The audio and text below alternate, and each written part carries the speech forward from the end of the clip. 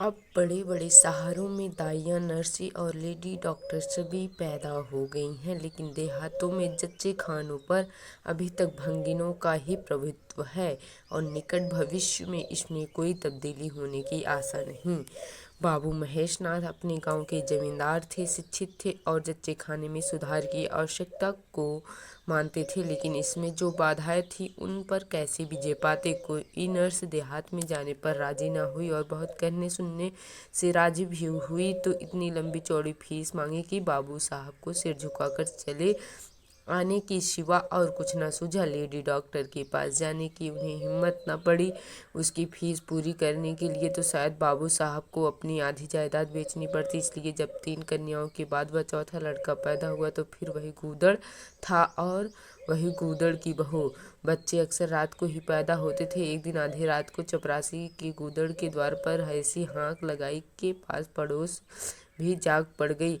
लड़की नाथी की मरी आवाज़ से पुकारता।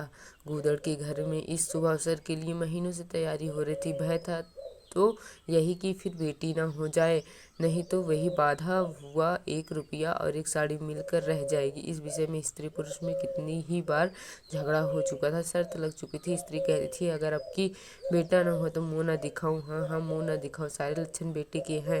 और गूदड़ कहता था देख लेना, बेटी होगी और बीच खेत बेटी होगी। बेटी निकले तो मूछें मुड़ा लूँ। हाँ हाँ, मूछें मुड़ा लूँ। शायद गूदड़ समझता था कि इस तरह अपनी स्त्री में पुत्र कामना को बलवान करके वह बेटा की आवाई के लिए रास्ता साफ कर रहा है।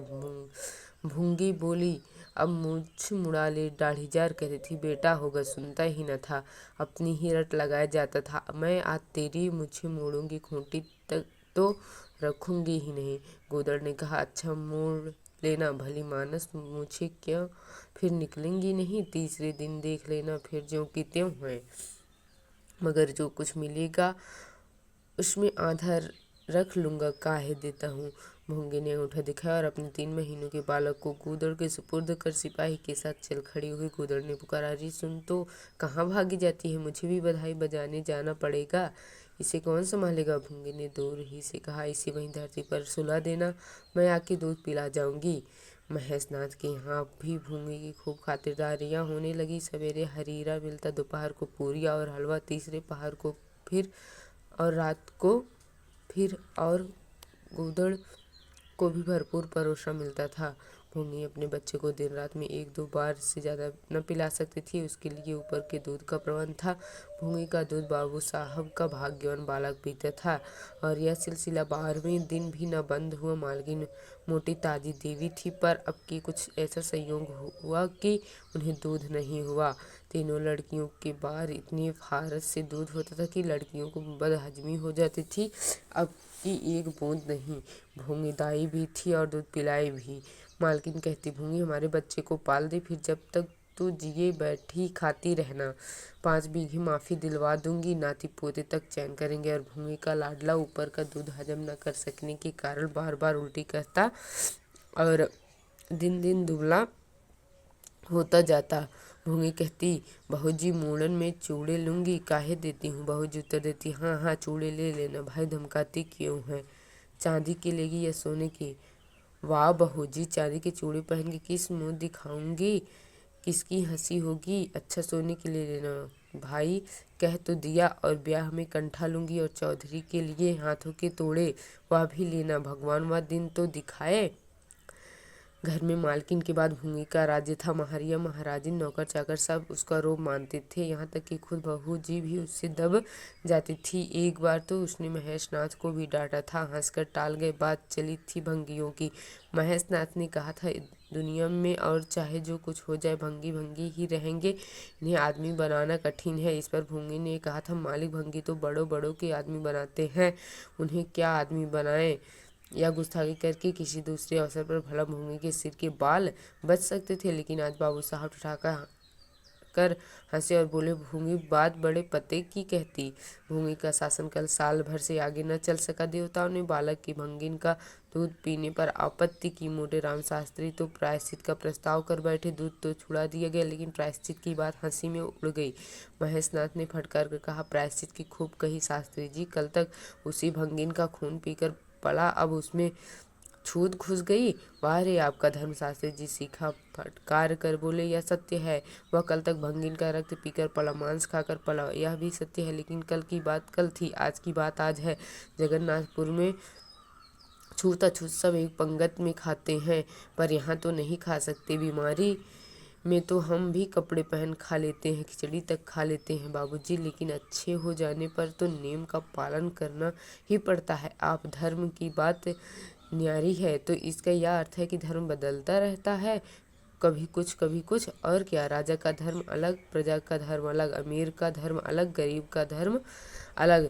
राजे महाराजे जो चाहे खाएं, जिसके साथ चाहे खाएं, जिसके साथ चाहे शादी ब्याह करें, उनके लिए कोई बंधन नहीं। समर्थ पुरुष हैं, बंधन तो मध्य वालों के लिए है। प्रायश्चित तो न हुआ, लेकिन भूंगी को गद्दी से उतारना पड़ा। हाँ, दान दक्षिणा इतनी मिली कि वह अकेले ले जा न सकी, और सोने के चूड़े भी मिले। एक की जगह 2 नई सुंदर साड़ियाँ, मामूली नैनसुख की नहीं, जैसे लड़कियों की बार मिली थी। इसी साल प्लेग ने जोर बांधा और गूदड़ पहले ही चपेट में आ गया। भूंगी अकेली रह गई, पर गृहस्थी ज्यों की त्यों चलती रही। लोग ताक लगाए बैठे थे कि भूंगी अब गई। फला भंगी से बातचीत हुई। फला चौधरी आए, लेकिन भूंगी ने कहीं आई नहीं, न कहीं गई। यहाँ तक कि 5 साल बीत गए और उसका बालक मंगल दुर्बल और सदा रोगी रहने पर भी दौड़ने लगा। सुरेश के सामने पिद्दी सा लगता था। एक दिन भूंगी महेशनाथ के घर का परनाला साफ कर रही थी। महीनों से गालिच जमा हो रहा था। आंगन में पानी भरा रहने लगा था।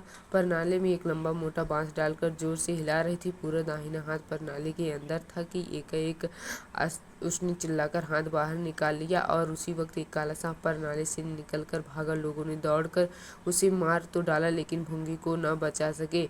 समझे पानी का सांप है, विषैला न होगा, इसलिए पहले कुछ गफलत की गई। जब विष देह में फैल गया और लहरें आने लगी, तब पता चला कि वह पानी का सांप नहीं, गेहूं था, मंगल अनाथ था। दिन भर महेश बाबू के द्वार पर मंडराया करता था। घर में जूठन इतना बचता था कि ऐसे ऐसे 10-5 बालक पल सकते थे। खाने की कोई कमी न थी। हाँ, उसे तब बुरा जरूर लगता था जब उसे मिट्टी के कटोरे में ऊपर से खाना दिया जाता था। सब लोग अच्छे अच्छे बर्तनों में खाते हैं, उसके लिए मिट्टी के कटोरे। यूँ उसे इस भेदभाव का बिल्कुल ज्ञान न होता था, लेकिन गांव के लड़के चिढ़ा चिढ़ा कर उसका अपमान करते थे। कोई उसे अपने साथ खेलाता भी न था। यहाँ तक कि जिस टाट पर वह सोता था वह भी अछूत था। मकान के सामने एक नीम का पेड़ था, इसी के नीचे मंगल का डेरा था।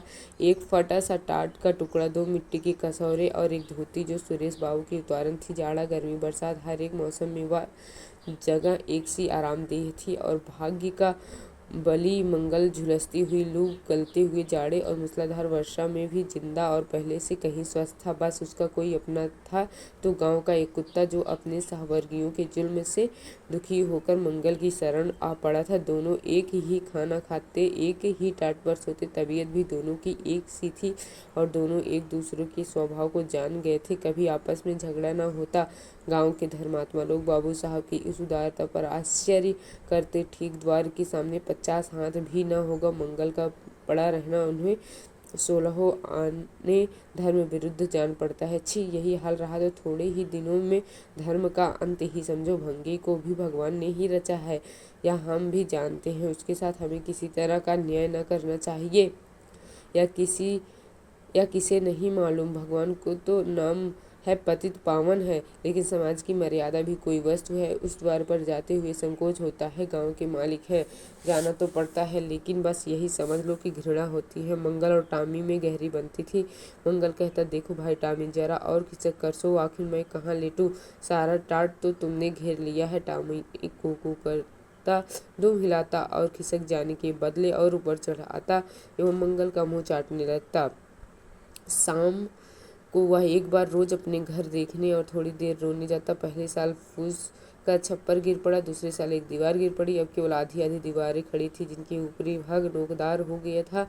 यही उसे स्नेह की संपत्ति मिली थी, वही स्मृति ही आकर्षण, वही प्यार उसे एक बार उस उजड़ खींच में ले जाता था, और टामी सदैव उसके साथ होता था। मंगल नोकदार दीवार पर बैठ जाता था और जीवन के बीते और आने वाले स्वप्न देखने लगता था, और बार बार उछलकर उसकी गोद में बैठने की असफल चेष्टा करता था। एक दिन कई लड़के खेल रहे थे। मंगल पहुंचकर दूर खड़ा हो गया तो सुरेश को उस पर दया आई। ये खेलने वालों की जोड़ी भी पूरी न पड़ती तो कह नहीं सकते। जो कुछ भी हो, तजवीज़ की कि आज मंगल को भी खेल में शरीक कर लिया जाए। यह कौन